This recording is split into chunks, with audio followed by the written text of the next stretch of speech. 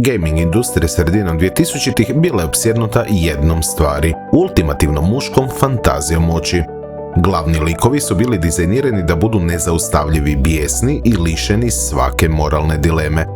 Kratos je rođen u toj eri kao apsolutni vrhunac tog dizajna, međutim, ono što izdvaja God of War franšizu od sveg ostalog na tržištu je činjenica da su developeri desetljeće kasnije odlučili dekonstruirati vlastitu kreaciju. Danas na Joystick Legacy nećemo pričati o tome koliko je bogova Kratos ubio, zanima nas cijena tog krvoprolića. Seciramo psihologiju, skriveni lore i teret prošlosti duha Sparte. Dobrodošli u Profil ikone. Krenimo od onog najočitijeg, njegovog fizičkog izgleda, koji je zapravo remek dijelo vizualnog propovijedanja.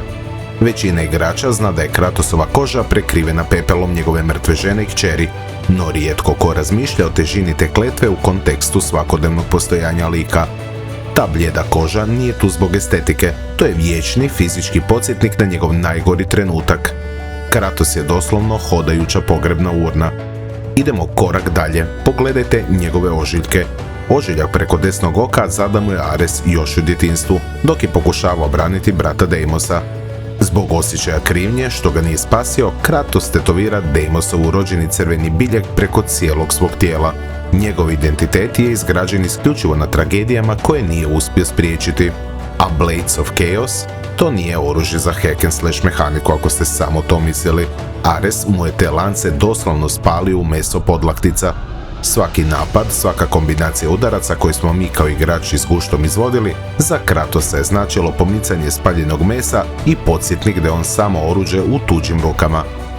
Ono gdje Kratos kao lik postaje studija slučaj za cijelu industriju jest tranzicija u nordijsku mitologiju 2018. godine. Cory Barlog i ekipa iz Santa Monike napravili su nešto što se zove ludo-narativna fuzija, spajanje priče i gameplaya u savršenu cjelinu. Primijetite razliku i u animacijama. Grčki Kratos je skakao desecima metara u zrak, vrištao i izvodio razne akrobacije. Nordijski Kratos je prizemljen. Njegovi udarci su teži, sporiji, defenzivniji. Promjena glasanog glumca iz T.C. Kersona u Christophera Judgea nije bila slučajna. Trebao im je vokal koji ne projicira bijes prema van, već ga zadržava unutra. Kratos sada koristi Levitian sjekiru, oružje koje mu je stavila žena. Oružje koje je dizajnirano za preciznost i zaštitu, a ne za slijepo klanje. Čak se i njegova moć samoiscjeljivanja usporila. On je star, umoran i svaki sukob u kojem sudjeluje vidno ga troši. Cijeli ovaj narativni luk kulminira u po meni najsnažnijoj sceni modernog gaminga, sceni u kojoj Kratos mora spasiti Atreusa. Kako bi preživio Helheim, on mora odbaciti sjekiru koja predstavlja njegov miran život i vratiti se po Blades of Chaos, oružje koje predstavlja njegovu sramotu. U tom trenutku, dok zamata lance natrag oko svojih ožiljaka, on ne doživljava nikakav power up. Susret s iluzijom Atene i njegova rečenica "Znam tko sam, ja sam tvoj čudovište" označava njegovu apsolutnu katarzu. Kratos prihvaća da nikad neće oprati krv sa svojih ruku, ali odlučuje to čudovište iskoristiti kako bi njegov sin ostao čovjek. To je trenutak u kojem lik nadilazi samu igru. Kratos stoji kao ultimativni dokaz da videoigre mogu ponuditi dubinu jednaku vrhunskoj literaturi ili čak filmu. On je spomenik evolucije našeg medija, od arkadne destrukcije do duboke introspekcije. Kako vi gledate na Kratosov put? Je li vam draži onaj nezaustavljivi gnjev iz mladosti ili mudrost i težina koju nosi danas?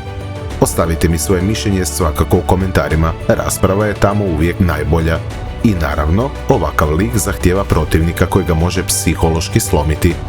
A idući tjedan u novoj epizodi Profil ikone seciramo onaj prvi legendarni i brutalni sukob Kratos protiv Baldura. Pretplatite se da to ne propustite, bacite like i svakako pogledajte i video koji ću vam ovdje gore staviti, top 35 SNES igri, pogledajte, vratite se u djetinjstvo, jedan nostalgični video, nećete zažaliti. Ovo je bio Joystick Legacy, čuvajte se do idućeg videa, igrajte pametno,